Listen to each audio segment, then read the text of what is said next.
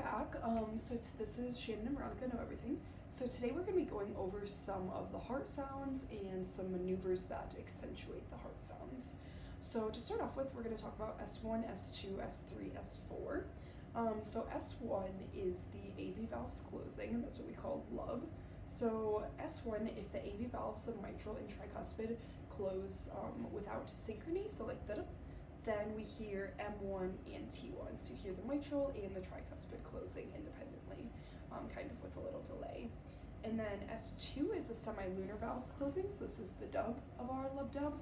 And then if they close without synchrony, so the aortic and pulmonic close just with a slight delay, then we get A2 and P2.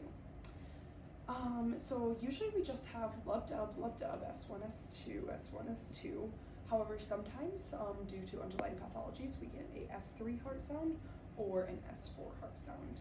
The S3 heart sound, people say sounds like Kentucky, because it's like Kentucky, Kentucky, Kentucky. And you can also think of it as sloshing in, sloshing in, sloshing in, because it's due to the blood kind of sloshing back in. So where we would hear this is, we have S1, S2 here, so this is systole and then diastole. You would hear the S3 right here. After S2? Is it after S2? Mm-hmm. So S1, S2, so hold on. Yes, you hear the S3 after S2, so it's basically 1, 2, 3. So, oh yeah, because it's Kentucky, Kentucky, Kentucky, so that S3 after S2 is the extra sound. And then S4, people say sounds like Tennessee, Tennessee. So the extra sound is right before S1. So it's also a rigid wall, because the problem is due to ventricular rigidity. So if you draw them out, you have S1, S2, so basically it's 4, 1, 2, 3, because you can think of 4 as Tennessee, Tennessee, and then the S3 is Kentucky, Kentucky, Kentucky. So just make sure you get the little dun at the end. That's S3.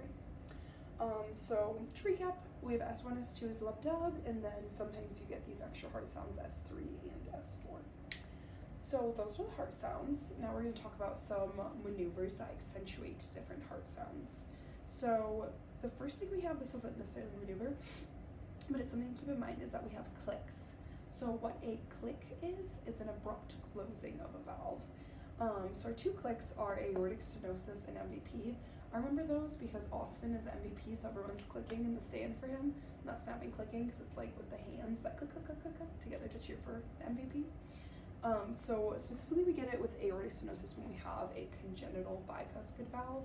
So the aorta is a semilunar valve, so it's supposed to have 3 leaflets, but sometimes we're born with 2 leaflets, so you get a little clicking and abrupt closure. And then with the prolapsing of the mitral valve, you also get a little bit of a click. So those are the 2 clicks. Remember, Austin is MVP, so everyone's clicking for him in the stands. And then we can also, murmurs are accentuated with inspiration and expiration. So right-sided murmurs are accentuated with inspiration, whereas left-sided murmurs are accentuated with expiration. So all the ones that we went over, aortic stenosis, aortic regurg, mitral stenosis, mitral regurg, all the common murmurs accentuated with expiration.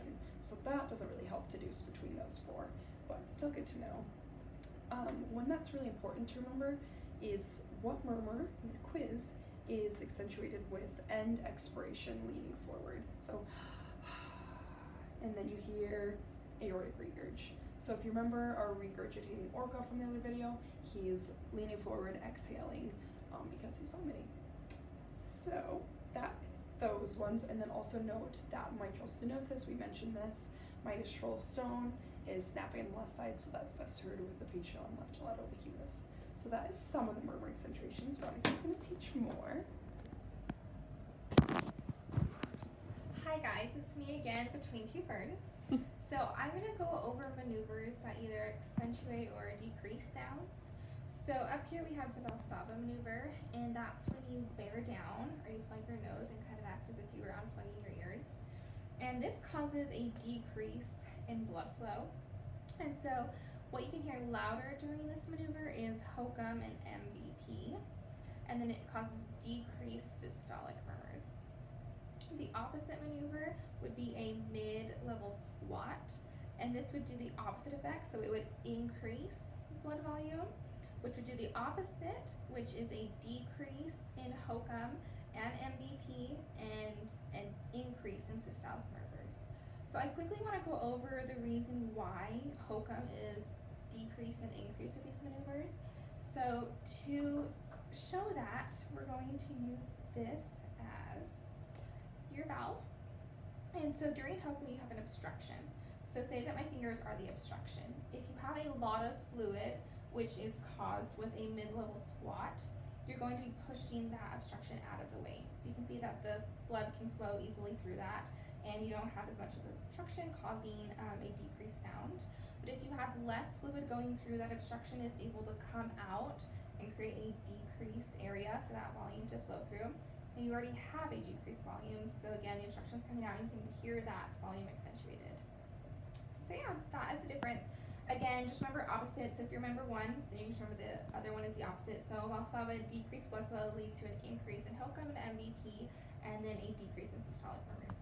Thanks for tuning in, and catch us next time. Comment below and leave a thumbs up.